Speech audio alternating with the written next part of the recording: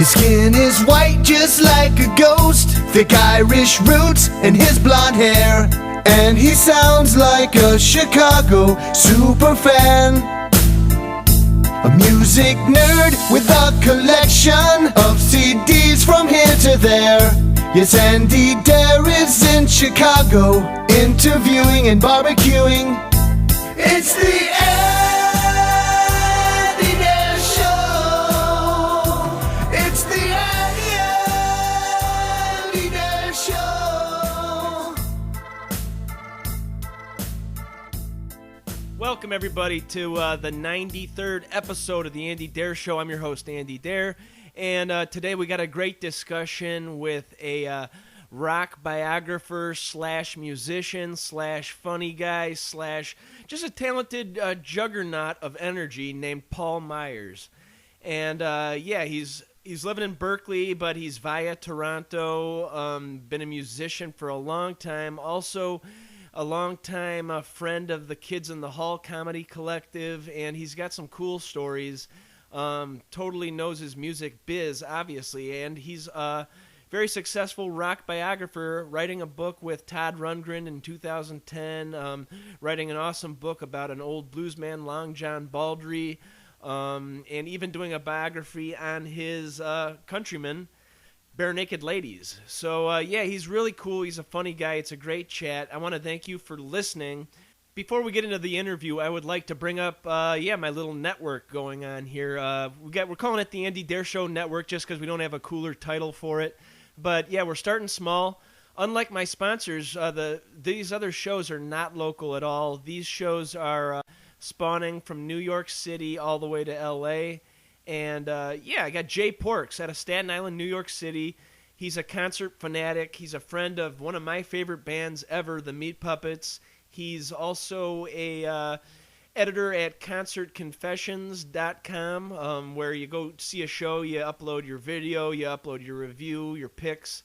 And he's a funny guy. I've been trying to sell it as kind of like the Ramones meets Seinfeld. Very New York-centric, and he's a storyteller. He's got some good things to say. That's Jay Pork's Experience, and hopefully we'll be airing one of those every Monday. Take a break here and there, but mostly every Monday we'd like to get an episode. And while we're doing that, every other Wednesday, I'm doing my little, Chicago to L.A. webcam show called Smooth Operators with Tyler and Andy, and that's with Tyler Kale. He's the founder of Dopspot.com. He's self-proclaimed king of doppelgangers. And the guy knows what he's doing. He's also funny. He's also smart. So, check out Tyler Kale and Jay Porks. And be sure to subscribe to the Andy Dare Show Network on iTunes so you can be alerted when we drop a new episode. And hopefully we're going to be bringing you a lot of new content this fall. And I'm truly psyched about it. About my album for the podcast, Service with a Smile. That has been pushed back to a likely Thanksgiving release. We're still got some kinks to work out. It should be an awesome experience, and we'll have that up on our Bandcamp site.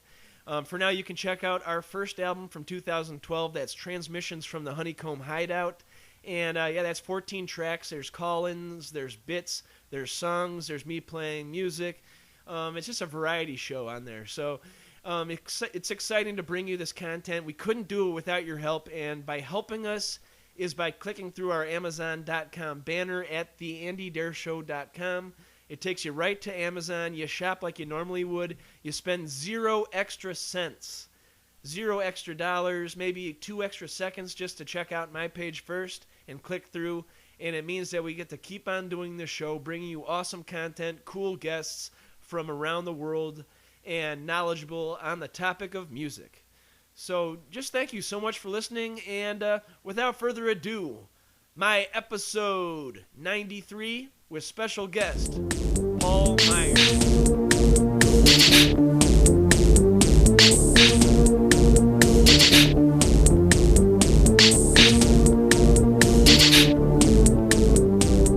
Hey everybody, thank you so much for checking out the Andy Dare Show. This is episode 93, and I'm joined by an awesome dude, a musician, a writer, a rocker, Paul Myers. How you doing? Hey, how you doing, Andy? Doing great. Yeah, I've been checking out on your Twitter. I think I met you via Twitter about a couple months ago and just been going back and forth and checking up on your story. And you got quite a history. Just saw you tweeting about the new Elvis Costello and the Roots collaboration. Have you heard the album yet? Yeah, actually, I was lucky enough to get a copy about a month and a half ago, and I love it. I'm a huge Elvis Costello fan from way back, and I'm a very big Roots fan too. And I've become a bigger Roots fan since they took over, since they became Jimmy Fallon's musical director. Sure. So I've got to see how wonderful, versatile they are. And but they're also rooted in an R&B tradition that Elvis isn't as well known for, even though you hear R&B all the way through Elvis's music. What I loved about this record is it's like the two streets, it's like the intersection of the two streets. It's like Roots Boulevard and Elvis Costello Avenue, and it's exactly what you would hope they would sound like, the best of both worlds. And I can't tell you enough how much I love this record. Yeah, I'm definitely feeling it. I didn't know that they have the same manager. Is that how they got hooked up? I didn't know that either. That's the first I've heard of it. I know who their manager. I know who Elvis's manager is. Generally, I believe he was with Feldman Group out of Vancouver, which is surprising to some people. Same people who used to manage Van Morrison and I think they managed Diana Krall too, his wife. So, but yeah, Steve Macklem is the guy I always think of as Elvis's manager right now. So I don't know who. I don't think that's the same guy who manages the Roots, because I read Questlove's book, and Meadow Blues, right? And he talks a lot about his what's his name, Phil or whatever. I can't remember the guy's name. Excuse me for not knowing his name off the top of my head. But because actually he's a big part of Questlove's book, that manager. Because they do this thing where Questlove will talk for about 2 pages, and all of a sudden his manager will say he's full of it. Nice. It's smart. It's a cool thing to do. Anyway, I love the Elvis album. I love the Elvis album. I dig the Roots a lot, because when they first entered the game, over 20 years now, they were just like the redheaded stepchild of rap. They were on David Geffen Company, which couldn't be more unhip for gangster rappers and alternative rappers at the time. They had a full band, which was even weirder. Conscious lyrics, not all about just selling drugs and women and all that stuff. Yeah. But slowly and surely they stuck with it. And, starting with the Jimmy Fallon show about 5 years ago, they're now part of the mainstream conscious. I think there's grandmothers out there that know who the Roots are, Yeah, that's true. They find Questlove a cuddly TV figure. And sure. What's fascinating about the Roots, and it actually comes out in his book, is what you just talked on, that they were on DGC, which was kind of the after Nirvana, the Geffen, let's sign all the young white punk rock people, sure. Or post-punk new grunge people. And even my friend Sloan from Halifax, Nova Scotia, Canada. Sure, I love them. Yeah. Sloan were signed to DGC in the wake of that Nirvana wave, and they actually had to leave the label eventually because it was just too much of a major to handle the kinds of things they were doing. But at the same thing with the Roots, I think in the book he talks a lot about that whole idea of it wasn't a primo rap label, but it was definitely, and then like you just said, they weren't necessarily fitting in that world either. So the rap world, I always thought of them as more of a post-hip-hop, the equivalent of a jazz group, but without the emphasis on virtuosity that, like the frontline emphasis on jazz is all about the guys playing it, people, women, men. And I think that these guys are just what I call good cats. They know how to play. Nice. And you can tell, and they can play nothing and show how good they are. You know what I mean? In fact, that's the genius of a really good player, is when they play like 2 beats. And you're like, oh, dude, it's the 2 beats you didn't play that were like amazing, They even got the guy holding that 300-pound tuba and dancing while he's playing this thing. Yeah, I forget his real name, but they call him Tuba Gooding Jr. I actually went to a few tapings because I sort of know the people from Fallon, and when you're there, that you really notice how much more that tuba's presence is in the room. On the TV mix, it's very hard to always notice that what's the bass guitar and what's the tuba. But a big part of the live sound, you can really hear it, is this horn, man. It's just like it's like the deepest synthesizer you ever heard, except it's a real. It's like a double bass type deal or something. Yeah, it's like. on the bottom of everything, and he also plays like syncopated, so it's not traditional like. It's like really cool lines, like it's more like the New Orleans. He's taking it for a walk, like a bass player takes it for a walk every once in a while. Exactly, a little walking bass line. Well, do you know the Dirty Dozen brass band out of New Orleans, sure. right? Yeah. Yeah, they were the first band that I, in my little world, understood. Like they were doing that kind of walking bassline stuff in the when I heard them, and they've probably been doing it for years. And New Orleans is probably filled with it, and I just didn't know. But that idea of the bass, the actual bass lines on the horn, it's a kind of a cool thing. Yeah. Anyway, we've gone way off topic. Oh, it's all totally good. Jimmy Fallon. Like what a great. I just want to say you follow my Twitter feed, so you probably know that I tend to go into a bunch of different areas at all times. So I decided that it's actually okay. That's who I am. Hey, I'm a fan of the king of rant, Adam Carolla. I mean, say what you will about the guy, but the guy can rant on. You just point at something, like almost like a freestyle rapper kind of. So I'm totally a fan of that. You were gonna ask me something there. I jumped in. Like Jimmy Fallon.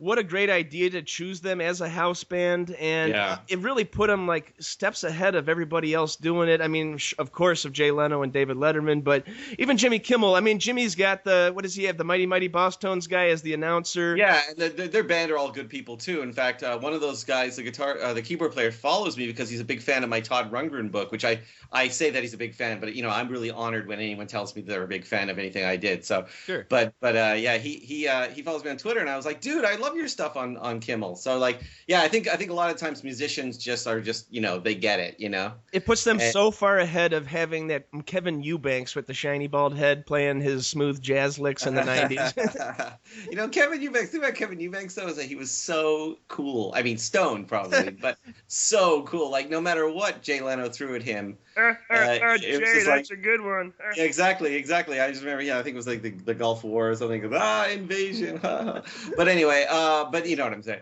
But but I think the Roots was a brilliant stroke. Apparently, that's Neil Brennan, who had worked with the Roots on the Dave Chappelle show. Sure. Neil Brennan was the guy who tipped off, the Fallon people. You might want to get the Roots. I think they're ready to do a TV, and they weren't sure themselves if they wanted to give up, the mobility. But then, they kind of had, you see it in his book. Did you read Quest's book? No, I haven't yet. I've been reading about it though. Yeah. In the book, he talks a little bit about that, like how they sort of thought of it as coming off the road, like even though now they go on the road even more probably because now they're a well-known band to other people. But they had felt like the rap or hip-hop world might have been sort of slowing down for them. Like they weren't going to be they weren't going to be Jay-Z. Sure. But they're such a solid band. So now they found a new way to do it. And of course, Questlove does his DJing gigs. Like that guy's the busiest man. I can't believe. I love like a rebirth or a second life, in music, Oh yeah, no, it's kind of rare. It also shows who's the the wheat from the chaff, the men from the boys. I think the Elvis Costello album's a good example too. I've been a follower of Elvis Costello's music since the first album. Okay. And I can tell you, there's been times when he's gone on little divergences that I wasn't always down with. I can tell you the names of those albums. I can tell you the albums that took me a while that I got later, too, like the Juliet Letters, believe it or not. I wasn't in the right frame of mind. Now it's one of my favorite albums. It's the one he did with the string quartet. Sure. And he's done The River in Reverse with Alan Toussaint. And he does a lot of different divergent things. He's written operas. And this one with the Roots, I mean, the guy's just proved to me that he's a music guy first and foremost. He's going to be around longer than, he's going to survive the cockroach and Elvis Costello will both be there at the end of the earth. When the nukes blow everything up, there'll still be Elvis Costello. Nice. That's how I feel. Well, how about that collaboration with Burt Bacharach? I mean, two guys not known for their singing voice, known for their songwriting. It kind of made me nervous to approach it. But that's where you and I might differ, because I actually knew that Elvis Costello, as he's gotten throughout his career, he was known for snarling at the beginning, but he's gotten to be better and better and better. And around that time, in my rock critic-y estimation, the only sin that Elvis Costello was doing was what I call over vibrato. Like he would do, I called him Pavarotti Elvis at that period. Nice. Because he would always go, wah! Like way too much vibrato. but he still is such an amazing. And if you've ever seen him do just solo with piano, I saw him in Vancouver once, and he goes to the lip of the stage off the microphone, and you can still hear him at the back of the hall. And he is such a good singer. So I would never sell him as a non-singer, but I know what you mean about Burt Bacharach. There's a guy you cannot defend his singing. But yeah, thing that actually got me starting my own show about 3 or 4 years ago now was watching Elvis Costello's his interview show. I think it was on the BBC. Am I correct? Yeah. He had an awesome interview show. He'd sit down with these people and just totally pick their brains, and was totally playing ball with them. It wasn't just yes or no answers. Yeah. He'd get a great answer out of these guests, and also his knowledge about the history of music was pretty staggering. That was Spectacle, the name of that show. Sure. And that actually was co-produced by some Canadian friends of mine. That was up in Toronto. They did that. Well, some of the show. They taped a lot of it in New York as well, and a couple other places. But Elton John was a co-producer of that show, and his partner David Furnish. Sure. And then the Canadian half of that were some people at CTV Canada, which is like the other network. There's CBC, and then there's CTV, and there's also another network. But the two big networks in Canada, CTV was the one that produced Spectacle, and it was great because they did what I always want someone to do. Did you ever watch Later with Jules Holland? I was just going to bring that up. Yeah, that's another great conversation. I love how all the bands are kind of in a circle watching each other. Yeah. Well, Elvis, I feel like Elvis took a little bit of that, sure, and a little bit of the old the old Dick Cavett show, the idea of having eclectic people on there, and then and Elvis's persona when he hosts the Spectacle show was a little bit more of a carnival barker, a little bit more of a circus. A little bit more like, ladies and gentlemen, I want you all to welcome. He's very. I do a great Elvis Costello, by the way. But you get me going at parties. But seriously, I love that show. I would even watch people that I didn't think I was interested in because I knew that on the Elvis Costello show they would be interesting. That's awesome. Yeah, he would find. Yeah, exactly. It's like the Daryl Hall show, even too. The Daryl Hall show is another show, man. I was an early adopter. I got to say. I heard he was doing that on the web, and I was there. And of course, I'd written this book about Todd Rundgren, who produced Elvis Costello. Daryl Hall and John Oates way at the beginning, and also is compared to Daryl Hall a lot for the Philly soul aspect of it. Sure. And then he had Todd Rundgren on one of his early shows, and they were doing each other's tunes, and I was like, and then he did Nick Lowe. Daryl Hall had Nick Lowe on his show, and I'm like, dude, you had me at hello, or you had me at Nick Lowe anyway, but you had me at hello, it's me, yeah. Yeah, there you go. It was lying there waiting to be found. That show. Nice. But yeah, so I've written about Daryl Hall's show 3 different times in my writing career. I just wrote about it when it started, and I wrote about it when it went syndication, and then I recently wrote something else about it. I'm a big fan of again what Daryl Hall's doing. To keep his career going, he didn't just become a museum piece. He cares about the young guys, and he brings on the acts that are happening now. Good and bad. Like I wasn't particularly sold on Fitz and the Tantrums, but they're good. They're good, and he brought them in. Yeah. And he brought in God, I can't even name the names. So he brought in a whole bunch of people. I think he said Diane Birch on there. He said he's just a really Or Guster. He had Guster. He had Guster. I mean, who has Guster anyway? I mean, seriously, the Guster is like they're like somebody you'd see at the quad at campus, kind of. Well, exactly. Well, I saw them opening for the Bare Naked Ladies years ago because those guys are the Bare Naked Ladies are friends of mine from way back because I'm from Toronto, Canada, and I remember seeing the Guster, and they were pretty good. They're really good at what they do. I mean, some people don't like them. Some people don't like sort of preppy bands, and there's a certain smart thing about that band, and I think a lot of people like rock and roll to be dumb. I don't care. I think I can listen to dumb stuff and I can listen to smart stuff as long as it's good stuff. I mean, and that's users may vary on that one, right? That's true. I totally agree. Yeah, I got a tweet here. Oh, really? At Bernard Fraser, what was it like to be in the presence of God, Todd?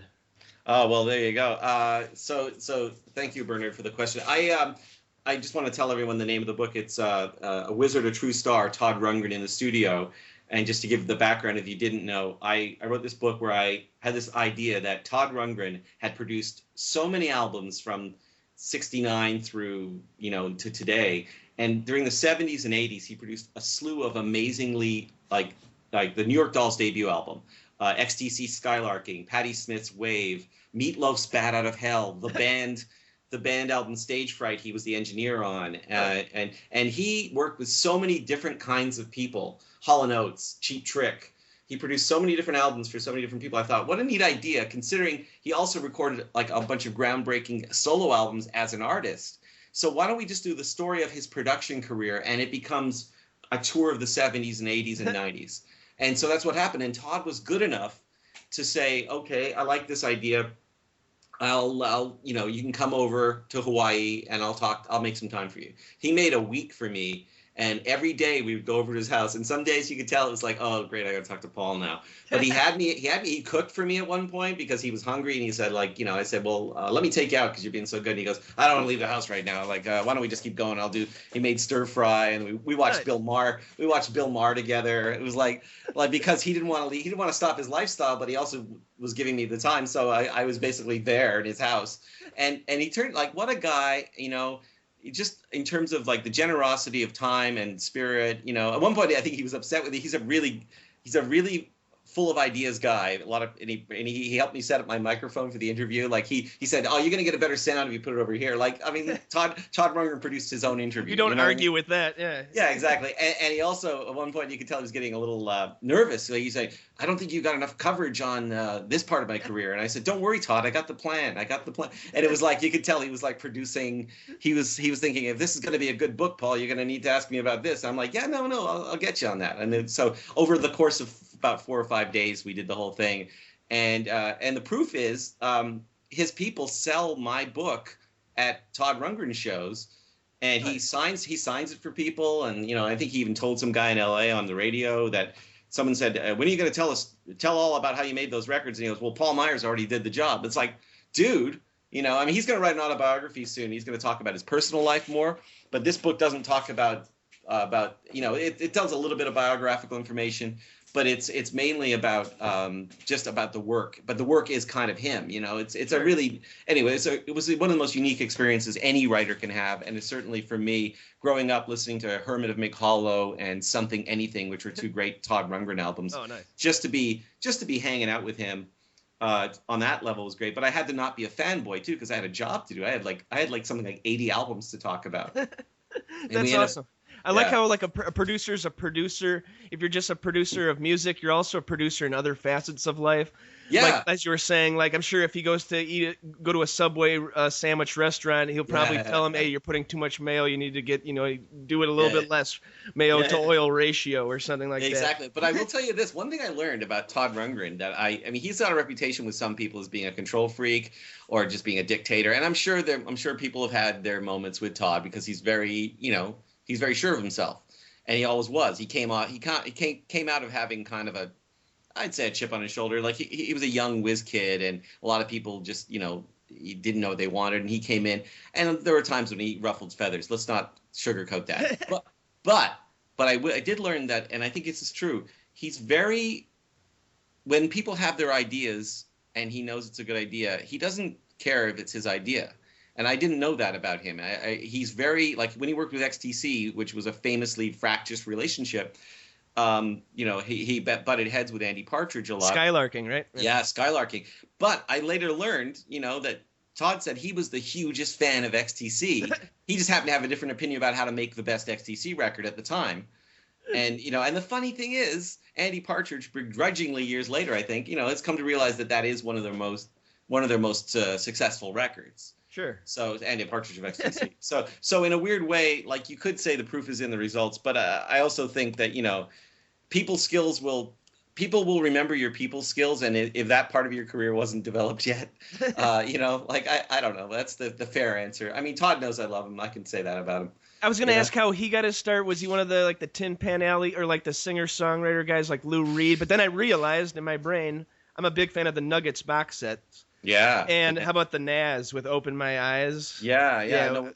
What's they like how they take the sound and they modulate it halfway through. I mean, this was the height of the acid rock, 1968 or 69. It's just amazing. So so the Nazz were Todd had played in a few bands around Philadelphia, and then he decided he wanted to have a band that was actually one of their managers had decided it would be really good if they became the American Beatles. And it, it was like the Monkees were on TV, I think, at the time, and it was kind of like they wanted to create a band that had the live excitement of the Who and the Yardbirds, the blues-based English influence, with kind of an American thing, and those shag haircuts and cute poses for teen magazines.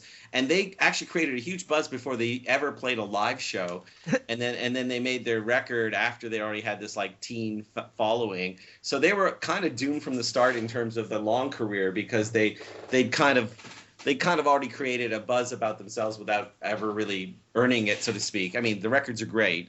And then by the time they made their second record, Todd was already starting to get really interested in what was going on the other side of the glass. And he really paid attention while they were being produced on their second record. And by the end of it, he was ready to do his own stuff. And that's when he actually wasn't going to be a singer-songwriter. He was going to go off and just be a producer. And so he ended up working for Albert Grossman, who managed Bob Dylan. Sure. And Albert had a whole bunch of other artists that he worked with too, like the Paul Butterfield Blues Band and James Cotton.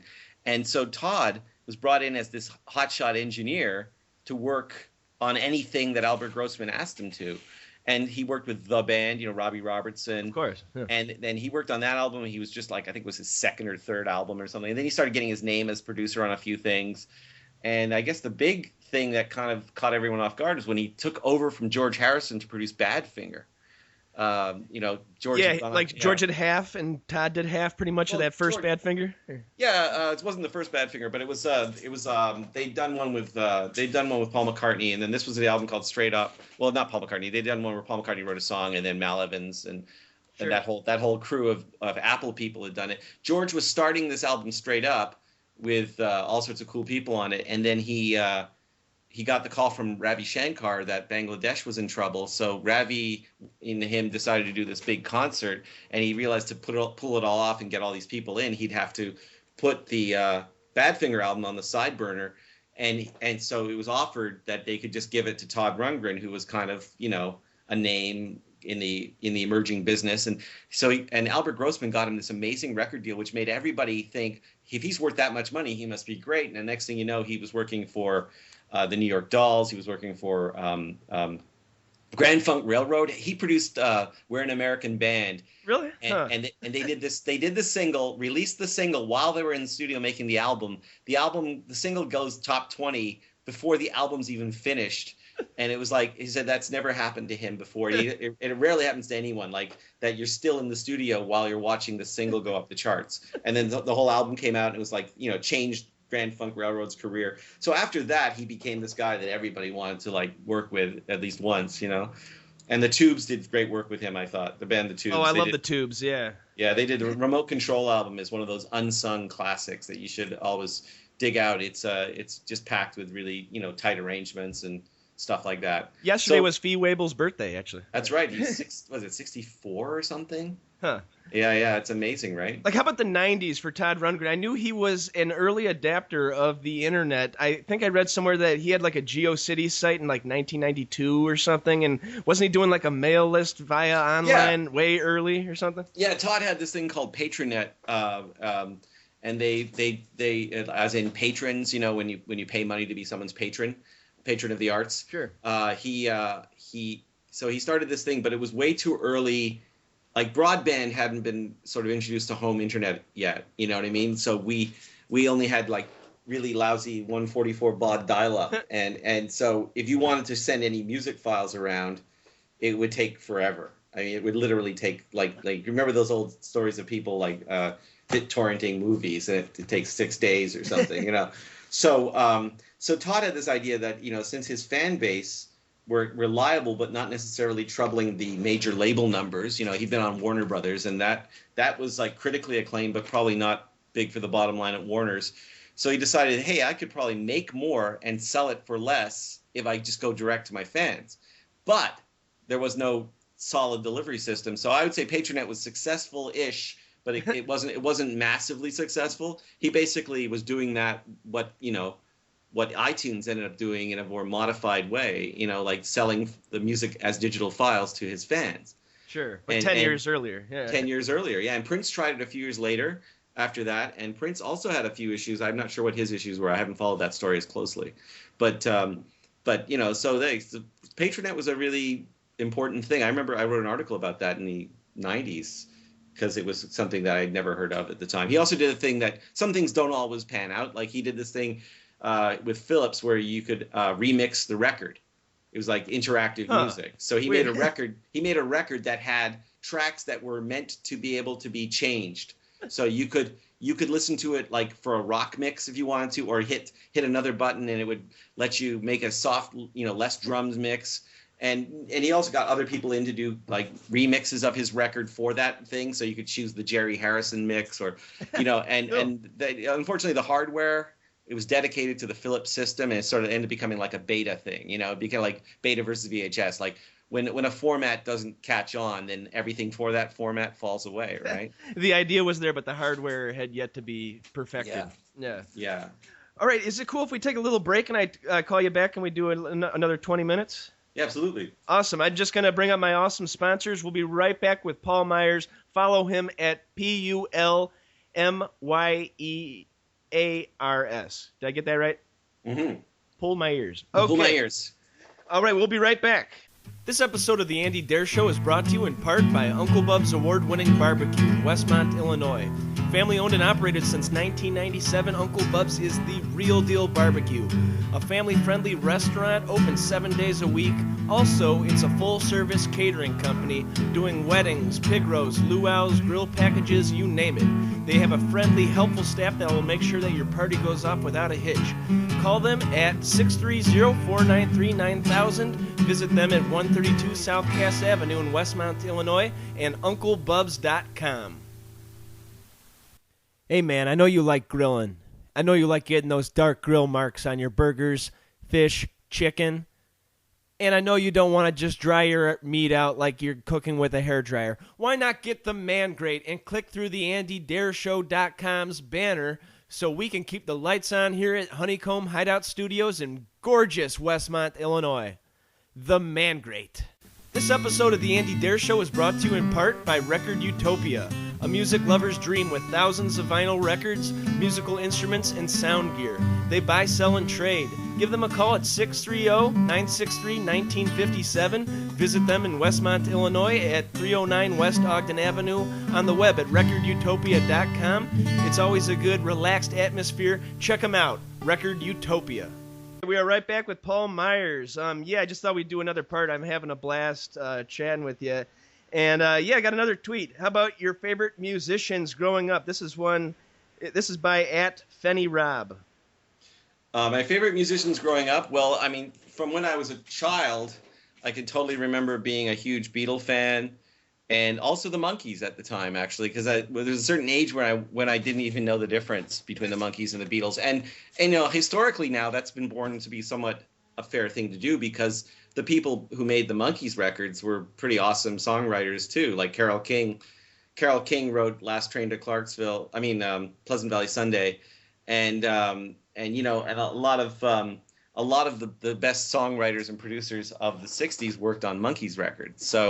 So, and not to mention the Monkees themselves were actually pretty fun, and you know, really good players. And I mean, they're really good. They're really good at being the Monkees, and they were just a really good pop group. And I still have a lot of respect for Mickey Dolenz, Michael Nesmith, and well, even for the late Davy Jones, and of for course, Peter Tork, is, you know, those guys. And Peter Tork, I remember at the time, had the reputation of being the real musician of the group. Although later it became clear that Michael Nesmith had longevity too, because he's a great solo artist in his own right, and probably one of the unsung, you know, well, not unsung outside the music world, but little known outside the music world, is that he was a key player in the country rock, the movement that sort of, you know, brought Graham Parsons and the Eagles to the Laurel Canyon sound. Yeah, the Laurel Canyon country. Yeah, the country, like what Linda Ronstadt also was an early part of, you know.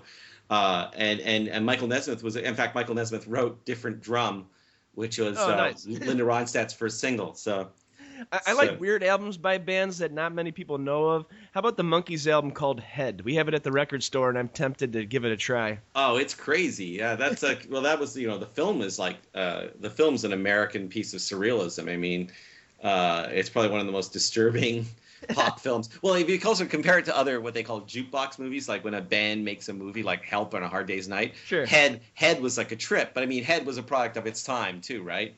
Of course. I mean, I remember that. I don't know if you. I'm probably a little older than most of your listeners, even.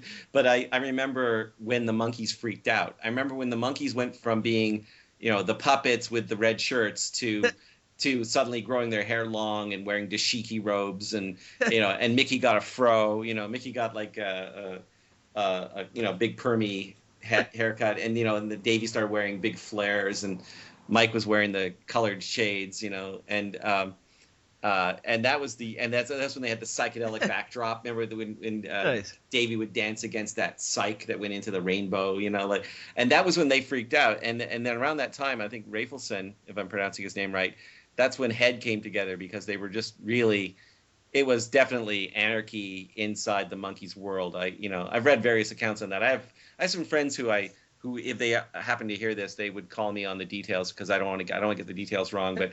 Somebody I follow on Twitter who's a sort of a friend of mine is Rachel Lickman, and she does a lot of the staging for the current Monkees show, and she knows everything about the Monkees, and I often defer to her. That's very awesome. So that's some early influences. Oh, then... I should also mention Led Zeppelin. I went through Led Zeppelin, Aerosmith, that period of my life, which is still there. But I mean, the Zeppelin came around again. There was a period where I abandoned it, because then I got into XTC, Elvis Costello, and a lot of what we called new wave acts, and like a lot of English stuff. I hope I'm not forgetting anybody. And are you still in Toronto at this time? Or? At that time, yeah. Yeah. I was my first bands came of age in Toronto. That's where I played. I played one of the best punk clubs in the city that was sort of going new wave, and then I was there when it went out of business. Kind of, that was a changing of the guard year, and all my bands, up till the 90s, I was in Toronto, and then late 90s I came to San Francisco, and also around that time I started becoming a music journalist as well as maintaining music. Because the music for me, I'm not a rock star. I'm not what they call successful. I would say that I continue to make music, and that I'm happier than I've ever been with my music. But, it's no surprise if no one's heard of me as a musician. In fact, it's no surprise if no one's heard of me at all. Well, yeah, come on, don't say that. Well, you got the band The Gravelberries. That was my Toronto band towards the mid-'90s. So how many albums did you release with them?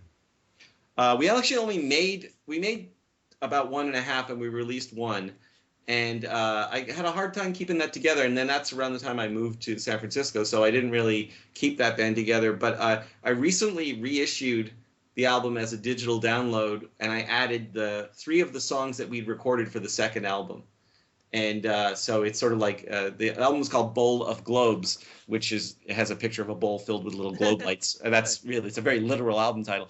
And then the new version with the 3 extra tracks is called Bowl of Globes Plus. Nice. And actually, I'm really happy that those 3 songs got added, because they were some of my favorite songs, and I was really surprised that I had never found a way to release them. And then, the thing about the digital age is you can just get a Bandcamp account and just put it out, and people buy it. I'm kind of surprised, but it's great. How would you explain it? Like Big Star meets Teenage Fan Club meets Sloan, or what? Yeah. Throw in a bit of Matthew Sweet in there. Nice. I'd also say Sloan. Sloan were peers of mine, but when I saw what they were doing, I was completely on board. And they're like one of my favorite groups. So like they're bands that I actually get all fanboy about. And Sloan is one of them. There's a band you might not have heard of from Canada called The Pursuit of Happiness. You may have heard of them. Actually, I've heard of them, but not heard them. Yeah. Todd Rundgren actually produced 2 of their records, so some of your fans might know that. But they were such a good what I call power pop. The term power pop gets maligned a lot, but I mean it to mean Big Star, Cheap Trick, people like that, or Teenage Fan Club, Matthew Sweet. That kind of stuff is power pop to me, and that's what I like, And I know that some bands take umbrage to the term, but I don't mean it. I don't mean it as a bad thing. I mean it as a good thing. Sure. How did you get to meet up with the Bare Naked Ladies guys? Well, that was also being peers on the Toronto scene. It's kind of a funny story. They followed me, opened for me at a gig once, and they were on their way up. Everyone was mentioning these upstart kids. And so we had them on the bill. Somebody said, "Do you want the Bare Naked Ladies to open for you?" And I remember thinking, "Oh, with a name like that, really, you want them?" you want them on my show? I remember we got offered another band once called the Cowboy Junkies, you may have heard of. But, Oh, of course. And I said, Cowboy Junkies, really? With a name like Cowboy? I hadn't heard a note, you know? But so this kept happening in Toronto where there was this guy named Jimmy Scopus who was a nightclub booker, and he had like this really thick accent, which I'm not sure what accent it was, but he would be like, "You want the Cowboy Junkies to open for you?" And I go, "Oh, I don't know, man, Jimmy." You know, and then he goes, "Bare Naked Ladies. How about the Bare Naked Ladies?" I'm like, "Oh, seriously, is free beer busy?" You know. And anyway, so Bare Naked Ladies opened for us, and they brought a bunch of people, and I thought, well, whatever. They brought people. That's great, and they were so smart and so inventive. You kind of knew that they were going right past. So the next time we played with them, they let us open for them. So it was like, Awesome. yeah, we flipped the tables. And then years later, when I became a writer, they remembered me because they were about to write like a fan autobiography for their fans, you know, like, and they decided that since there's 5 guys, it would be easier if someone else wrote it who knew them. So they said, let's get Paul, he's writing. And so I went and met them. I was living in San Francisco at this point, and we all went to Alcatraz together. And we talked about writing this book, and so I basically interviewed all 5 guys and some of the older members of the band who had left the band, and their managers and stuff, and then we put that book out, and it was really it got me into writing books, and then since then I've written 2 other books that so I in many ways owe them for my writing career as an author anyway. So. That's cool. I got a weird Bare Naked Ladies fact. Aren't they friends or somehow related to the comic Harlan Williams? Yeah. Kevin Hearn, the keyboard player and guitar player in the Bare Naked Ladies, is related to Harlan. I think it's cousin. Oh, okay. Yeah. And I remember once we were somewhere and Harlan was just getting his first shot on Letterman or something. May have been Conan even. And we were all, and he said, "Oh, we got to turn the TV on. Harlan's on. And I remember, and I think it was one of the times when Harlan came out with peanut butter on the tips of his shoes. Okay. And he was basically waiting to be asked about it. You know, like it was a comic bit, right? It was like kind of Sure. an Andy Kaufman kind of bit, you know. But I remember, yeah. So I think that's the relationship. I think he's cousin to the keyboard player. So. That's awesome. So what brought you out to the West Coast? And that was like in the late 90s? Yeah, 97 we moved to San Francisco because my wife, I mean, I was feeling a little stale in Toronto, and you know, I'd had these bands that were breaking up and I was just like not sure, and I started my writing career, which is kind of mobile. So my wife got this job working for a book company in the Bay Area, and she said, "How would you feel about moving to San Francisco?" And it was the perfect time to ask me. I just said, "Oh, absolutely, let's do this." You know, Sure. let's. So we did it, and it took me a while to get my bearings. But I started doing, and that's when I got the Bare Naked Ladies asked me to write their book. So that got me busy, and then after a while, I think the job I had wasn't working out for me, and my wife was a little tired of her job. So we said, let's go back to Canada for a while because you have to have a visa to stay in the country. So let's go back to Canada. But we decided to go to Vancouver instead of Toronto. And because we really liked the West Coast. And while I was there, I got a radio show. I had like a 2-hour radio show 5 days a week on a talk radio station. That's awesome. Talking about culture and stuff. And it was really cool. I mean, we couldn't play whole songs. That was the thing. It was talk radio. So I would bring on people like Matthew Sweet on the phone and filmmakers. But we couldn't play their whole song. We'd have to have. It's 15 seconds. That's what I'm allowed. Yeah, exactly. And then what I would also do is I would play new album Thursdays, and I would talk through the records. I would say, "Oh, here's something," and I'd fast forward like, "Oh, here," like with the fast button on the CD player. "Oh, here's the opening track. Oh, this one sounds like Oasis," and then I go to the next track. You know, so that anyway, I did that, and I was there for a few years, and then I was on TV there, and I did a bunch of writing, and that's when I got a second book offered to write a book about this guy named Long John Baldry, who was the father of the British blues. And he was the 6'7" white gay Englishman who kind of doesn't get credit in a lot of the history books, but he's the guy who introduced, like, you know, he had a big hand. He played with Alexis Korner in late 50s and early 60s. He kind of introduced a lot of blues music to Brian Jones of the Rolling Stones. Nice. He lent some records to Paul McCartney. He was kind of an instrumental. He was he was a blues singer and played guitar, and he brought a lot of blues roots to the London area. Eric Clapton remembers seeing him.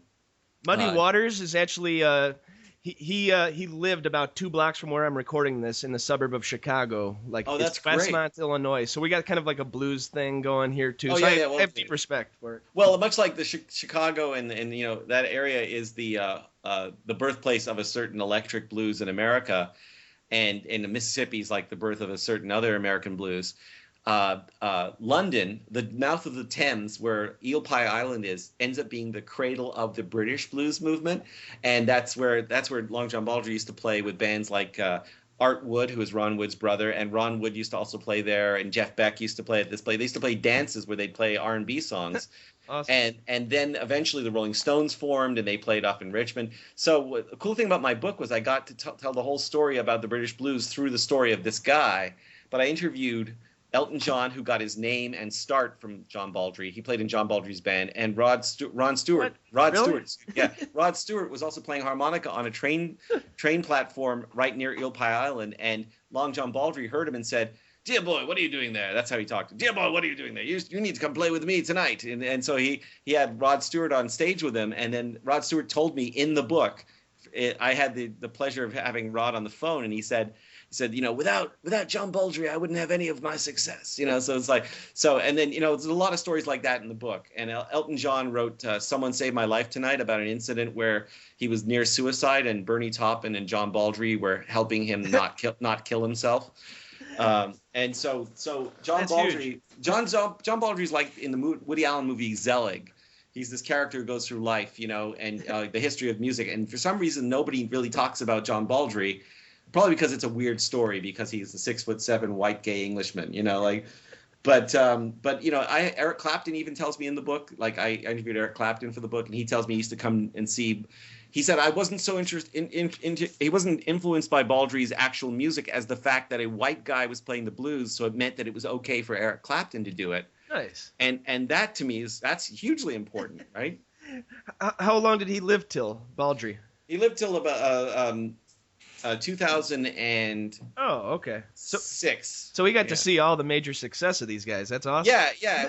And he lived in Vancouver, which is how that happened in Vancouver, that I got that book deal, because the Vancouver-based publisher just turned to me once and said, I had pitched another book idea, and he said, I'm not so sure about that idea. How would you feel about writing the story about this guy who just died recently in Vancouver? I hear he's a rock legend. Do you know anything about him? And I said, do I know? I mean, gee, that guy's like the unsung hero of the blues. So that book's called It Ain't Easy, by the way, if you're looking for these things. I'm not trying to sell them because it's way off, but I mean, it's been out for years. Well, but, are they on Amazon? Or? They are. If you look up my name, Myers, Paul Myers, and you look up like It Ain't Easy by Paul Myers, you'll find it, and you'll also find the Todd Rundgren book there too.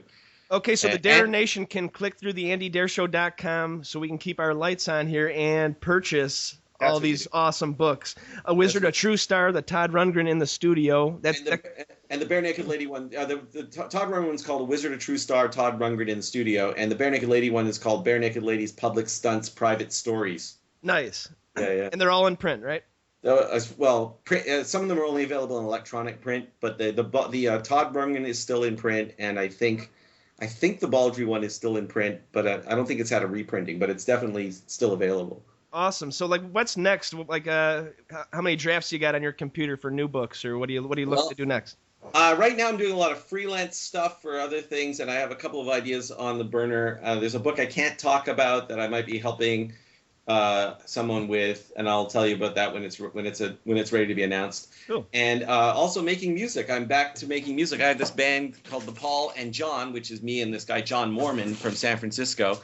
John is the guitar player, and he's also a good drummer, but he's a guitar player in the Orange Peels right now. And we wrote songs together over the last few years, and we just collected them all and recorded them all, where we play all the instruments together. Nice. And this album's been in the can for a while, but we're just trying to figure out the right time to release it because of busy schedules and stuff. But the album's called Inner Sunset, and it's already the singles are available online. You can buy there's a 2-song download for like nothing. I think it's $2. And awesome. That's at the paulandjohn.bandcamp.com, right? Yeah. So yeah, and also I can also provide a link to your webpage if you want. But so that's cool. And the album's coming out real soon. We're just trying to figure out how to do the vinyl. We might have to do a Kickstarter for the vinyl, but I think that it'll be worth it because a lot of people want to hear this stuff in 180-gram vinyl. So that's what we're gonna do. Very awesome. Yeah, I just got one more question for you, and then we'll take off here. How did you get involved with the San Francisco Sketch Fest? And I saw that you've got some a lot of comedians following you on the Twitter, like Mark Maron and Rob Delaney. How did you get into the comedy scene here? Well, I've known the Kids in the Hall and other people. Okay. I've known those guys for years, and so when a few years ago, Bruce McCulloch was coming to San Francisco to do something with my good friend Craig Northey from the group The Odds, and they said, "Hey, you should come see it. We're doing that Sketchfest." And I had been away from San Francisco, and I went that year, and I really hit it off with all the people. The organizers are really super awesome people, and I ended up playing bass with Bruce McCulloch at the wrap party for that. And then the next year, they were doing a tribute to the Kids in the Hall.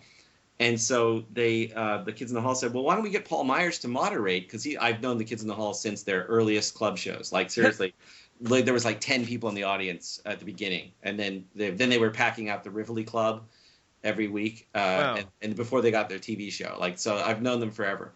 And they're just, I've watched their career, so super proud of them. So when I got to host this thing, it was great because I could just be on stage with these guys who I've loved for years. And I actually got to play guitar with Kevin that night. We did a song. He wrote a song about the origin myth of the Kids in the Hall, and he taught me the 3 chords, and it was really fun. And so the next year, or maybe a couple of years after that, they had David Byrne coming in to do a screening of True Stories, and I moderated that, and that was another highlight for me to sort of be on stage one-on-one with one of my huge heroes, the Talking Heads, who I forgot to mention earlier as one of the bands that I listened to all the time when I was younger. So that was cool. And just, and every year I've done some storytelling for Sketchfest where I go up and tell stories. That's a big part of my life now, too, is I go up and I just tell stories. And it's really, they're not jokes. I mean, I'm not a comedian, but sometimes at Sketchfest they'll have storytelling that is kind of slightly funny. Sure. And it's more about storytelling, it's like The Moth, that kind of thing. That's awesome. So Sketchfest has been really good to me. All those comedians who follow me on Twitter, it's just because I have naked photographs of them, and I ask them. All I ask is that they follow me back, and most people are pretty good about the terms. They don't want trouble. I like it. You don't want trouble from Paul. That's good. That's true. Huh? All right, we will wrap it up there. I want to thank you from the bottom of my heart. You've been a great discussion. Any last thing you got coming up this fall that you'd like to talk about? Or just the 3 books on Amazon? Or? Yeah, that's about it. And I'm working on this other thing, and you can read some stories I wrote at Fast Code Create, FASTCO CREATE, Fast Company's website called Co-Create, and I've written a bunch of stories for them recently that are really neat about everyone from Sam Phillips, the female singer-songwriter, to like Nile Rodgers and Questlove, and there's all these great stories there. So if you want to read some smaller Paul Myers stuff, that's there too. Cool. Plug. And you got Paul Myers or pullmyears.wordpress.com. Yeah, there's that. There's a blog that I haven't updated in a while, and and just like follow me on Twitter at Pull My Ears. All right, that sounds like a great place to end this. Just want to thank you again. Thank you so much for checking out the Andy Dare Show. On behalf of Paul Myers, this is Andy signing off. Be sure to follow Andy on Twitter. That's at Andy Dare. And like our show on Facebook. That's facebook.com/The Andy Dare Show. Videos at youtube.com/Andrew Martin Dare. And we're on iTunes. Just search The Andy Dare Show. Please leave a review. Thanks so much to our wonderful sponsors, Uncle Bub's award-winning barbecue, Record Utopia, The Band Great, and Amazon.com. Theme song courtesy of Rich Banks Music. Thank you so much for checking out The Andy Dare Show. TheAndyDareShow.com.